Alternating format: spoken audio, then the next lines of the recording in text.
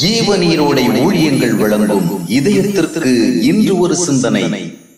தேவனை தேடுதல். உங்கள் முழு இருதயத்தோடும் என்னை தேடினீர்களானால் என்னை தேடுகையில் கண்டுபிடிப்பீர்கள் என்று கர்த்தர் சொன்ன வாக்குறுதியான வார்த்தைகளை வேதத்திலே பார்க்கின்றோம். தேவன் எப்பொழுதுமே அவரை நாம் அறிந்து கொள்ளவும் அவருடைய உறவை பெற்றுக்கொள்ளவும் ஏற்ற விதமாக வாசலை திறந்தே வைத்திருக்கின்றார். தேடுகிறவர்கள் அவரை கண்டுபிடிப்பார்கள். ஆயினும் நம்மில் அநேகர் தேவனை மிக தீவிரமாக தேடியும் கண்டுபிடிக்கவில்லை. ஏராளமான ஆவிக்குரிய நடவடிக்கைகள் இருந்தும் தேவனை அவர்கள் அறியவில்லை. தேவனை அறிந்த ஒரு அனுபவம் இல்லாததால் அவர்களின் ஆவிக்குரிய வாழ்க்கையில் ஆவிக்குரிய கனிகளும் இல்லை. ஏனென்றால் அவர்கள் தங்களின் மிகப்பெரிய தேவை தேவனும் அவருடைய உறவுமே என்பதை சரியாக உணராமல் அவர் வழியாக நன்மைகளையே தேடுகின்றார்கள்.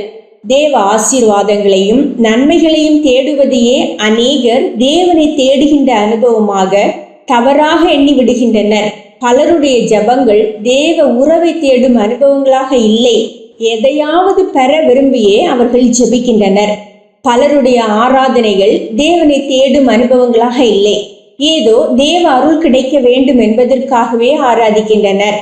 தேவனே, நான் உம்முடைய நன்மைகளை அல்ல உம்மையே உண்மையாக தேடுகின்றேன் என்று எந்த ஆத்துமா சொல்லும் நிலையில் உள்ளதோ அந்த ஆத்துமா நிச்சயம் தேவனை அறியும்.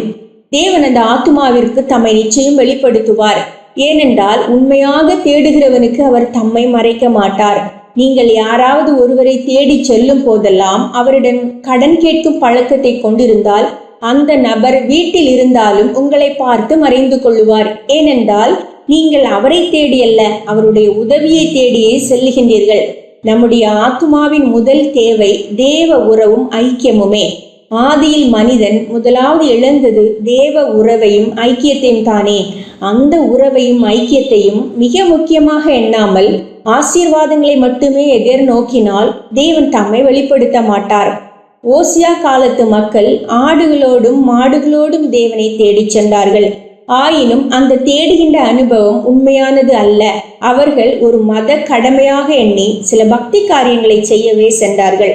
அந்த தேடலை கர்த்தர் விரும்பவில்லை. எனவே அவர்கள் அவரை காண மாட்டார்கள். அவர் அவர்களை விட்டு விலகினார் என்று ஓசியா கூறினார். ஆம், தேவ உறவிற்காகவும் ஐக்கியத்திற்காகவுமே நாம் முதலாவது தேவனை தேட வேண்டும். சிந்தனைக்கு, வாரம் ஒருமுறை ஆலயம் செல்பவர் அல்ல, வாரம் முழுவதும் ஆலயமாக விளங்குகின்றவரே கிறிஸ்தவர். வாரம் ஒருமுறை ஆலயம் செல்பவர் அல்ல, வாரம் முழுவதும் ஆலயமாகவே விளங்குகிறவரே கிறிஸ்தவர்.